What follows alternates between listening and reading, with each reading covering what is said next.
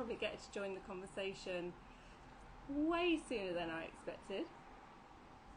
Calling her. Let's see if she answers. So I've had the pleasure of getting to know Sarah over the last few months in lockdown, and she is a super wine fanatic. There she is. No, I finally joined, and the sound quality is a bit low, but I think it should be okay now. So, hi. Okay, good. I'll try not to speak over you because that's when it sort of mutes you out. So I will be well behaved. So I was just telling everyone a bit about you. So I was saying that we've been getting to know each other through lockdown, really, on our little Instagram group. Shout out to London Wine Ladies. And I just love the energy that you bring. I mean, you are really passionate about wine. You're someone that doesn't work in wine, but you are someone that wants to discover more and more about wine, and you're studying wine. Well, you've done the WSET level 2 and you're thinking about doing level 3 soon. But I do love how you're the first one to be like, let's visit this vineyard, or you want to go and meet winemakers, or you're interested in wine travel and all of that. So yeah, I want to know more about that and where you kind of see your future in wine, if there is one. Okay. We can start from like the beginning and then talk about where this is going. So as you say, like I don't work full time in wine. I have a job in the city, and that's what I do full time. And then what happened a year or so ago is I was seconded and my hours changed, in that all of a sudden I had a lot of free time, and it was something that I hadn't had for years. And I was thinking about, when I had this free time, what do I want to do with that time that's particularly useful? Mm-hmm. And I think that really came from a sense and this drive that's definitely happening in this country, at least, of thinking about your well-being and your mental mm-hmm. health. Because I think, you know, definitely the physical thing is fine, you know, working out, eating well, that's great. But I in particular, and I think a lot of people may well not be thinking about, you know, our mental health and our mental well-being, mm-hmm. and how that, you know, maintaining that. So when I had this free time, I thought, okay, I'm going to learn something new, because it definitely is recommended for your well-being to learn and to have hobbies. So I said, right, what can I do? So the starting point was to just have a look around on you know, do a Google search and read stuff and see what people are doing. And I ran a search and I came across wine studies, and in particular from WSET. So I was. So when was this? Was this like a couple of years ago, or? Yes, a year. I'm working on one to think it's 2019, early 2019. Oh wow, okay, so just a year ago, really, and then you've come so far on your wine journey since then. Well, I'm quite an intense person, so So I did a search, came across these wine studies, and I thought, this seems really, really interesting. Like, I love travel and I love food, and the kind of missing link with all of that is wine. So I came across doing WSET level 1, did that, found it really super interesting, and not only interesting, but really useful. Because I think it's really important if you're hosting and if you're dining, to have a sense of what you're drinking. And I don't think that needs to be, you know, particularly advanced. It's just for you to get the best out of wine. You want to try and make you're completely right. I think wine is a big it's a connector, isn't it? It connects cultures and all people from all kinds of backgrounds, and it bonds you, like, physically. After kind of having a few glasses, you kind of, your guard's dropped, and I think it's brilliant for that. And that's so cool that you found it in that way. You thought, you know what, what's the missing link here? So that's fantastic. Yeah. So again, as you say, it's connecting, and I think drinking good wine is really important to connect, so you can get the most out of it. And so I did level 1. Went on to do level 2 really quickly, and then I paused there, because as I did level 2, and then it becomes more learning about winemaking and all sorts of things that I think as the average consumer doesn't really need to know. But if you're interested in wine, then you really want to get that knowledge. So studying level 2, I was thinking about then, okay, I want to do level 3. That's just how I was doing it. And then I thought, there's quite a big jump from 2 to 3. So I wanted to pause and then explore, consolidate what I've learned, learn more. And the way to do that was tastings. and just visiting vineyards. And we're lucky in this country to have it, you know, what vineyards very close to us, at least in London, and that are easy to visit. So then there was that I wanted to learn. So there's the level 2, level 3 kind of gap in which I want to consolidate everything that I've learned, and that explains intensity. Then it's level 3, and from there, you know, the aim really with this is to and it's, I'm doing it to some extent now, is wine writing. Okay. And yeah. And are you doing that through your Instagram posts, or do you have are you setting up a blog or anything, or writing for other people? Yeah, I think what I'd like to do with that, starting with Instagram, is a good starting point, because what I like about it, it's, you know, you can combine your images with a caption, and I think that's quite fun, and it's you can create a community. So Instagram serves multiple purposes, I think, and that's why it's good when you are in that kind of exploratory phase to start there on this social media platform, where you can connect with others, like I've connected with the London Ladies Wine Club and lots of different wine professionals. And so that's a good starting point. And from there, you can explore what kind of content do you want to create? What sort of content do people want to engage with? What level do you want to write at? All of those things, I think Instagram is really good for that. So I think that's you can find your niche within your niche, can't you? Exactly. Yeah. I think it's a fantastic platform for that. So sort of starting there, and the idea is, as I accrue more qualifications, accrue more experience, get to know and network with wine professionals and others who are wine enthusiasts, or just someone who finds wine interesting, I can get a sense of what I want to do. And also, I think my last point really on this is that, you know, content, this will evolve, right? You know, you have TikTok came up of nowhere, all of a sudden people are dancing in videos, and, you know, what sort of content are we going to create in 5 years' time? I don't know. Are we going to read things and fall articles? Probably yes. Do we want to see people? Who knows? So that's kind of the journey. Wow. Okay. That's definitely to go into wine writing. That is your journey in a nutshell. So tell us what you're drinking this evening. Yes. So what I'm drinking a English sparkling wine, and this is a very, very recent discovery, actually, as recent as this week. So it's a producer called Squaries, which is very, very close to where I grew up. So I went there last weekend. Oh, fantastic! Fantastic! It's beautiful. Brilliant. And this is amazing. So it's a Brut Reserve 2014 vintage, and it's only available in the Magnum right now. Oh well. So, you know, it's Wine Wednesday, so let's enjoy ourselves. Yeah. So it's a fantastic. And Awful Wine saying that she went there 2 weeks ago. So we're all about this. Is it Squaries or Squiries? Do you know?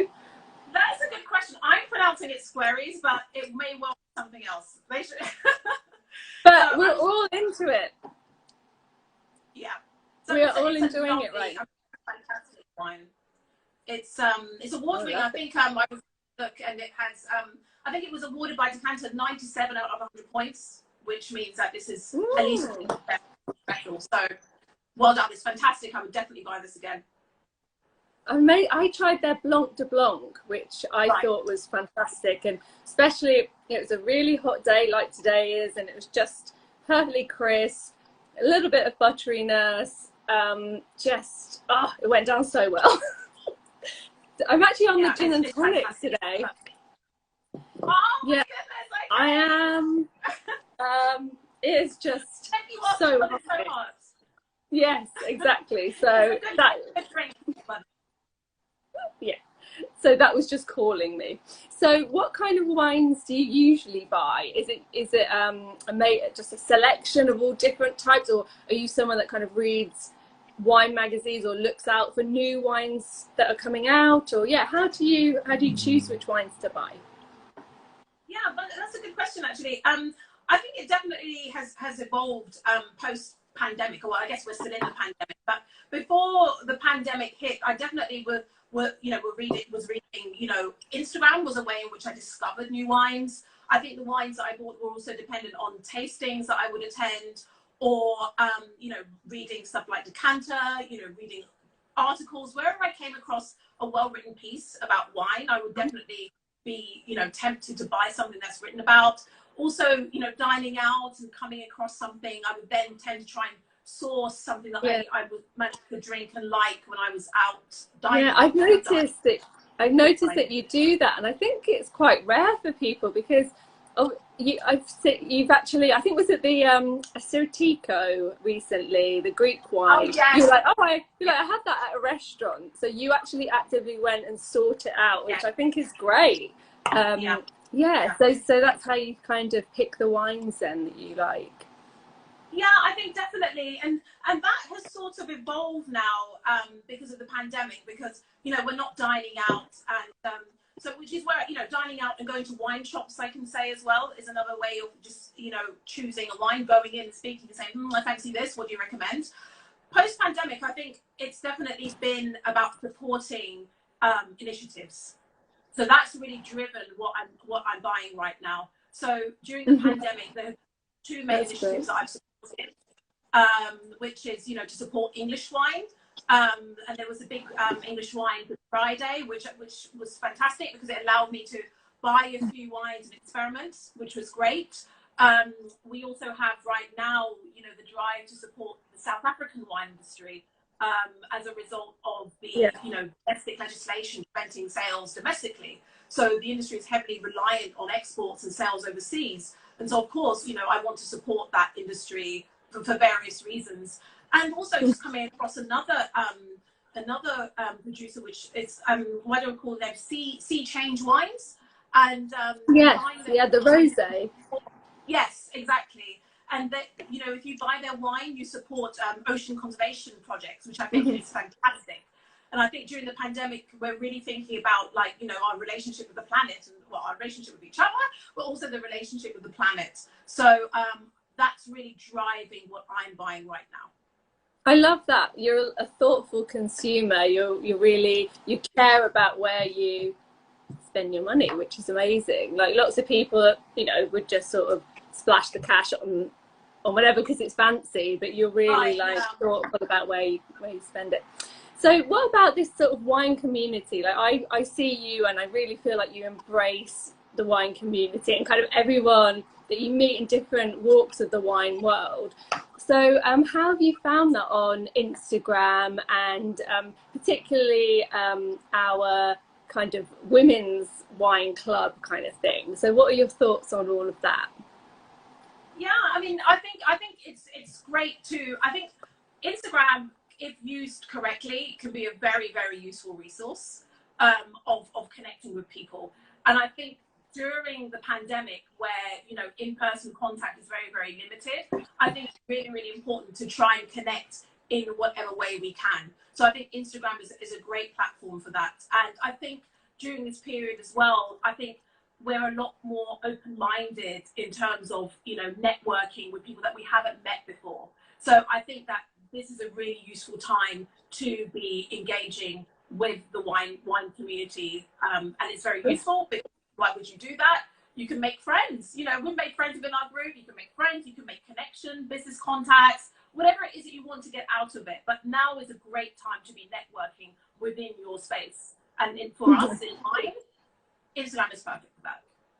Yeah, agreed. And so what do you think about this kind of emerging movement of women in wine, particularly that community?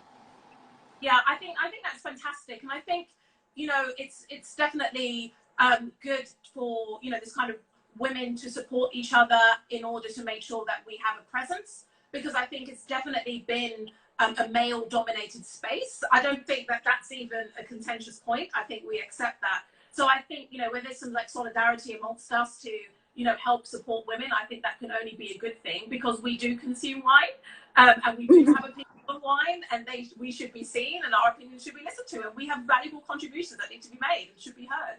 Yeah, and we're the biggest consumers of wine, actually. So is that right? Okay, I wasn't aware of that stat. Okay. Oh yeah, by a long stretch, actually. Oh really? Okay. So that's why I think it's important. I mean, it's not in any way to sort of push the men out of this space at all, but I think yeah, it's just important to just hear more voices and faces that belong to women, because we have the spending power kind of thing. Right. So I think that's seriously important. And what do you think about diversity in wine as a wider topic? Yeah, that's interesting. Because and I can speak to it from on a personal level, because you know I'm a woman and I'm also diverse. So I'm mixed, so I can talk about this. I mean, I think I have three main points to make on diversity in wine, and I think the first point is one that lots of people have made, which is that if we're talking about ethnic diversity in wine, when we haven't really been seeing that, and I think that more definitely needs to be done. For the same reason that we want to have a female presence, the presence of women, we also want to have diversity in ethnicities and backgrounds. I think that's really, really important. So we definitely need to do more to increase diversity in wine. Now, from the point of view of those, that need to engage individuals for projects, I think that they ought to be thinking about, am I engaging a diverse group of individuals for whatever project is that I have, whether it's marketing, whether it's putting together a panel, anything like that. The thought should be given, is there diversity? And within that, the decision that they're making shouldn't be tainted by somebody's background. That just doesn't even feature. That we need to move on from that now. And I think when, therefore, the decision is being thought about, okay, is there diversity? I think it's really, really important to appreciate that, it shouldn't just be a tick box exercise. Okay, I need someone black. Let me just quickly have a look for someone black, and yeah, the box is ticked. No, that's not quite right, because, there is diversity within these communities. And I think just a bit of research would really help to understand that, you have African American, you have Black British, you have Black French, you have mixed people, whatever. A bit of effort, and you can really, really appreciate that. So therefore, it's required. And I think for those like myself in the wine space who are diverse, and if you care to do something about it, in terms of driving forth the agenda, you can do that in a very subtle way, by being yourself. So, for example, in my case, I will talk about the food that I like to eat. So I really love Jamaican cuisine, and I talk about and think there should definitely be more of that. The food that I want to pair with jerk pork and rice and peas, like that is my culture. That's what I like. I love that. We need more of that. Definitely do that. And then I think on the other side of those that want to drive the agenda more formally, for example, by establishing groups. I would just say that those groups shouldn't be used for self-promotion, right? They should not be vehicles for me to promote myself and my friends. They actually should be that. If a group is holding themselves out, to be representing a particular group, well, then they should actually be doing that. So I think that's really, really important to do that. And I must give a shout out to BAME in Hospitality, which is an initiative being, but I think a lady called Lorraine is behind that. And it's fantastic because she is representing, Black, Asian, and other minority ethnic groups, however you want to identify yourself, within Europe, which is interesting because I've read some really good articles about diversity. One by Jancis Robinson, one by Fiona Beckett, and they were just hit the nail on the head. They were perfect. The one thing I noticed was that there could have been perhaps, and maybe they gave thought to it, I don't know, perhaps they did.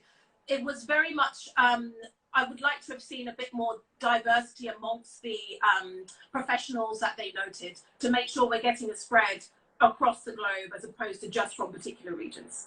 Mm-hmm. Yeah. Good answer. Sorry, that was quite an in-depth answer, but you asked the question, so I'm going to answer. No, that was perfect. That's great. I'm really glad. And a few people are saying that they would love to know what to put with Jamaican food. The Jamaican food is delicious, so many of us eat it. So we want to know what is good. What are your recommendations? Obviously, it depends on the dish, but what would you say? Exactly. I would say, so with jerk pork, which is like, so obviously it's pork, and with jerk and the seasoning, it's not very, very spicy if you're looking at the level of chili. So I would say, if I were to describe it, I would say it's a heavily seasoned dish, medium spice level. I would pair with that an older Riesling. It doesn't have to be annoying. We don't have to do that. But maybe slightly off dry, do you think? Slightly, but it doesn't have to be, I would say slightly off dry. I would say some great ones from Alsace would work. There are so many, but that's where I would be. If I were thinking about Germany, I would start with Riesling. And I think that that's quite well known. There are some rosés you could also try, which could be interesting, but I actually probably think that I would start with a Riesling. That's a great tip. Yeah, I guess the fruit in a rosé, that the red fruit vibe will go quite well with spice. Exactly. That's not too and fish. Yeah, exactly. You see, the thing is that when you're thinking about, you know, pairing wine, matching wine, matching wine with seasoned spicy food, you need to think about how it's seasoned with what spices, and then you have to think about the level of the chili. These are different distinct. I think that really needs to be. Oh, cool. Okay, so I wanted to talk to you about how so your Instagram at the moment is attracting some really good positive comments from like wine PR companies and wineries. So it's been topical on these Wednesday Wine Women Lives about kind of wine influencers. And so what's your take on that? Like, why do you think there is this sort of negative connotation about wine influencers? Yeah, that's interesting, isn't it? Because I was thinking about this, because this is a topic that you've touched on with other ladies that you've interviewed. And from my perspective, I've tried to rationalize, and this is like my my main job. My analytical mind now is thinking, okay, I need to rationalize this. Why do people not really like wine influencers, or at least that title? And I think it must be because there may be a view that certain people that are putting out content about wine perhaps don't have the appropriate level of qualifications, for example, or the way that they present themselves may not be the norm, and therefore, you know, people might think that it's not appropriate the way that this person is, producing content about wine.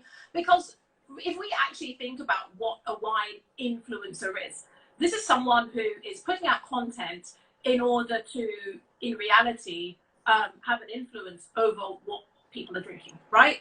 And if you just look at that as an objective, I can't quite see how that would differ from wine writing. If I'm writing an article in a publication, there is some of that too, I think. So I think perhaps there's the level that might be what it's about. Like, is this the right person that should be writing about? You know, should this just be restricted to a master of wine or whatever? Like, I think that must be the reason, because I can't otherwise see what it would be. And I think that I would say to those who may think that way, that the beauty of social media, the beauty of these platforms, is that anyone should be able to produce content, and they shouldn't just be restricted.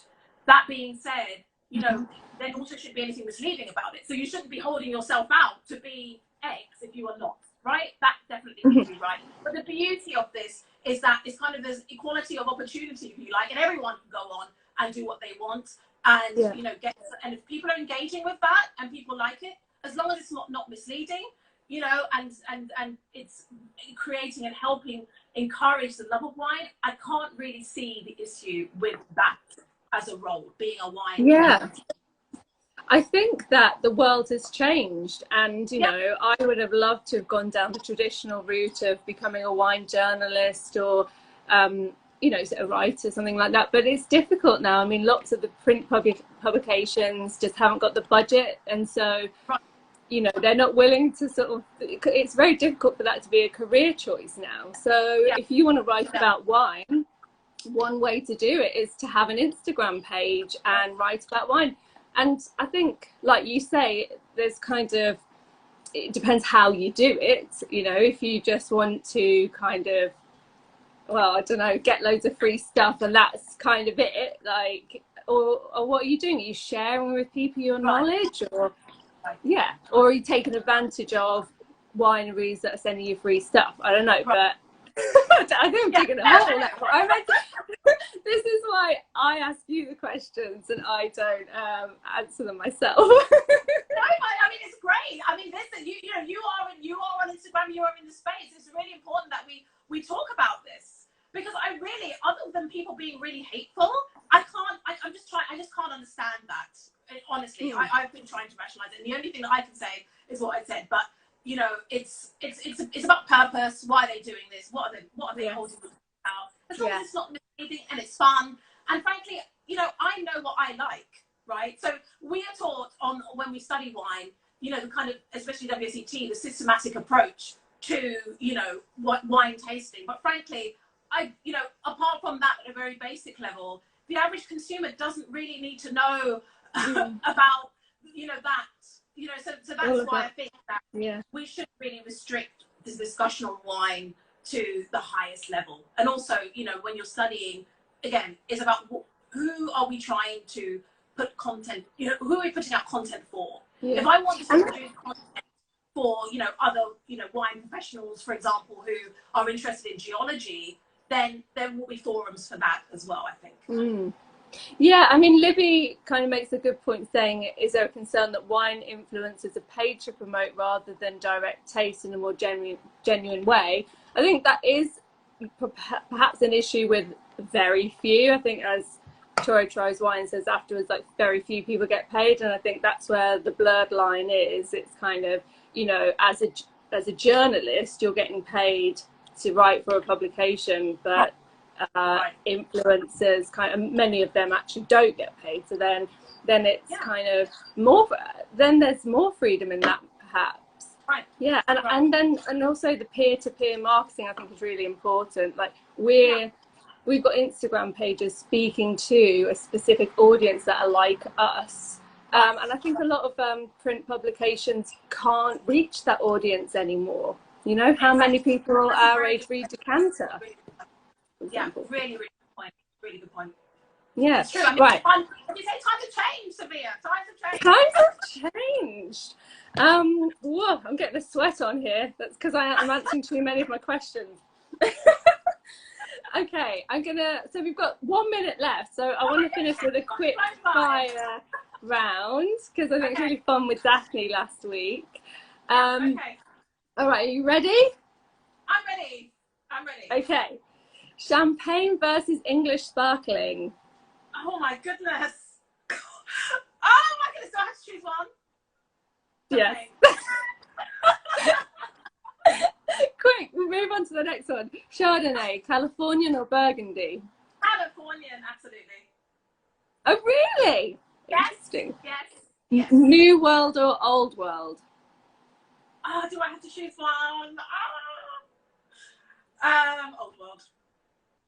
Oh, Spain or Italy? Oh my goodness, these are difficult ones. Can I have like something like easy, like champagne v prosecco?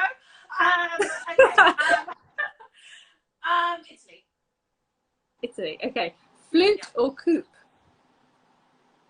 No. Flute. White or red? Oh my goodness, red.